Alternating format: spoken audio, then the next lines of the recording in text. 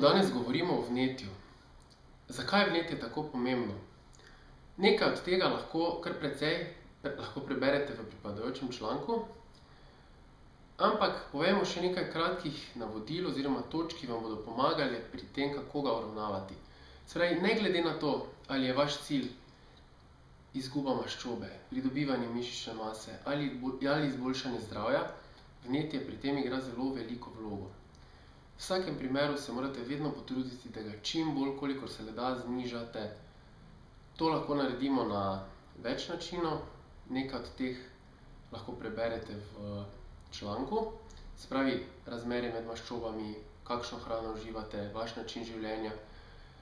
Jaz vam bom pa še zaupal en podatek oziroma prvi korak, ki ga jaz uspešno uporabljam pri tem, kako znižati vnetje pri sebi in pri svojih strankah, je, se pravi, prvo, kar vam jaz priporočam, zraven teh splošnih navodil, da se lotite uravnavanja vaše celotne prebave.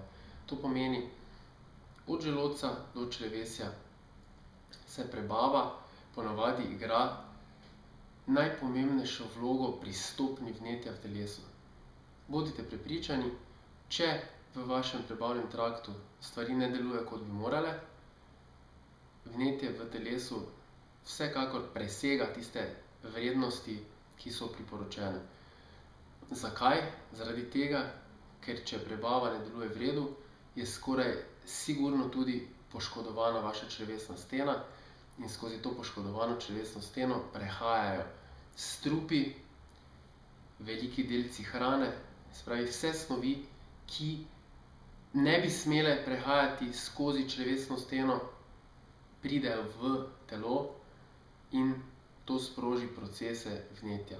Tako da, lahko je mogoče tudi samo to vnetje vzrok, da se ne morete rešiti tiste trdovratne maščobe, katero preklinjate leta in leta.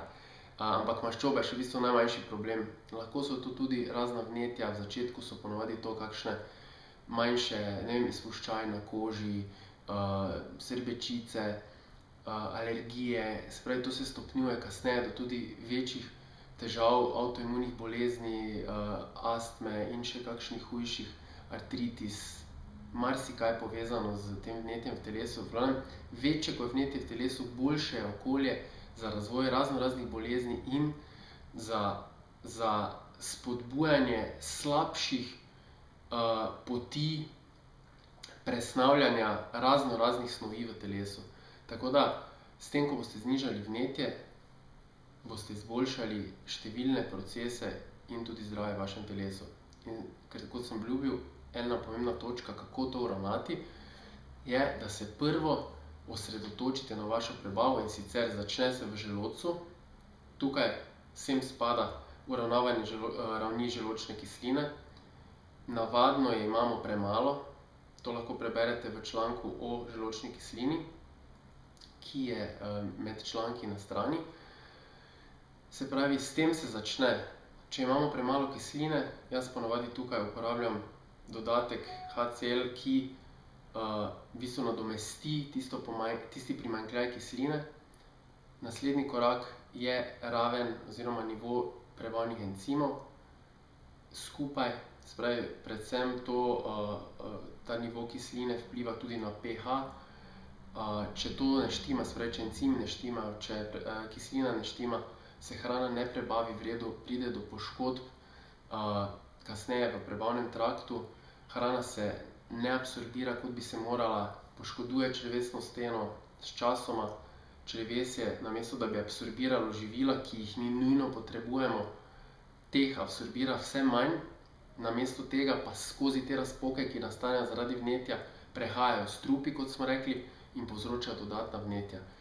Zato zraven teh dveh stvari, kot sem rekel, želodčna kislina, prebavni encimi, zelo priporočam tudi uporabo aminokisline L-glutamin, ki je ključnega pomena pri regeneraciji sluznice, se pravi, da bodo te razpoke zapolnjene in ne bodo več mogli prehajati skozi ti strupi, ki povzročajo vnetje, in naseljevanje dobrih organizmov, se pravi probiotičnih bakterij, s hrano z živili, ki so fermentirana, jogurti, kefir, kislo zelje in z prehranskimi dopolnili v obliki probiotikov, vsaj v začetku, zato da hitreje naselite dobre organizme. In s temi koraki boste dosegli v bistvu precejšnje znižanje vnetja v telesu, izboljšanje prebave in polovica težav bo izginila. To vam lahko garantiram, tako da se zares osredotočite v prvem koraku, ali je to vaš cilj zdravje ali oblikovanje telesa, se osredotočite na to, da popravite vašo celotno prebavo. Ostalo pa lepo berite in spremljate našo stran. Če boste imeli kakšna vprašanja, nam lahko pišete, bomo z veseljem pomagali in odgovorili. Spremljajte, se vidimo naslednjič. Hvala vam. Adijo.